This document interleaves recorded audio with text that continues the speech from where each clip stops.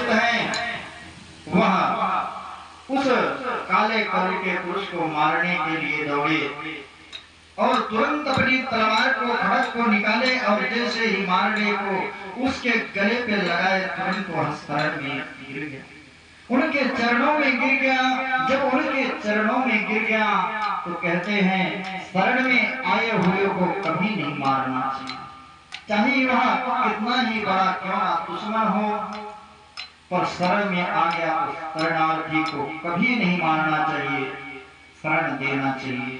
यह राजा का भी कर्तव्य होता है और एक मनुष्य का भी यही कर्तव्य होता है।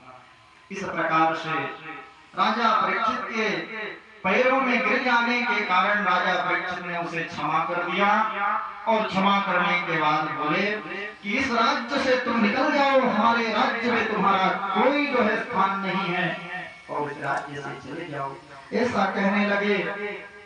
तब राजा परीक्षित को भी दया आ गई और राजा परीक्षित ने कहा कि कहाँ जाओगे, तुम्हारा तो कोई स्थान है नहीं।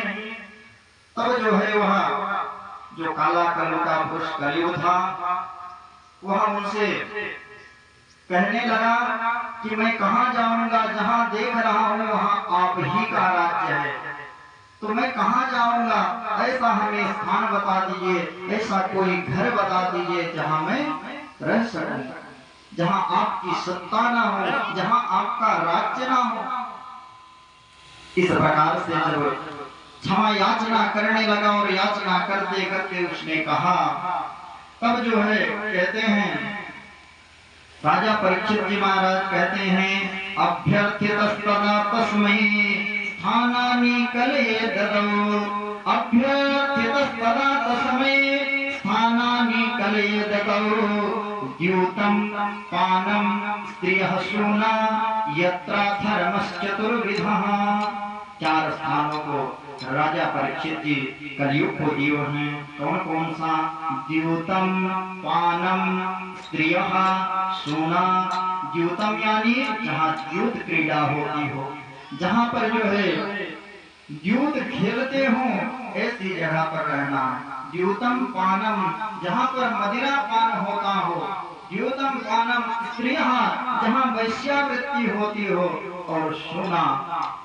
इन प्रकार से जो है चार को दिए और जब चार स्थानों को दे दिए तब वह और याचना करने लगा। कहते हैं ना कि हाथ पकड़ाओ तो सिर पे ऑटोमेटिक लोग चढ़ जाते हैं।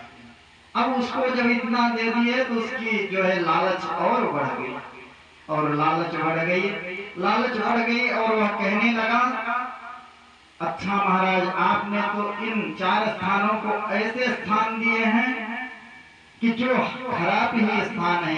अगर मेरे घर में कोई अच्छा व्यक्ति आ जाएगा तो मैं उसको कहाँ बैठाऊंगा,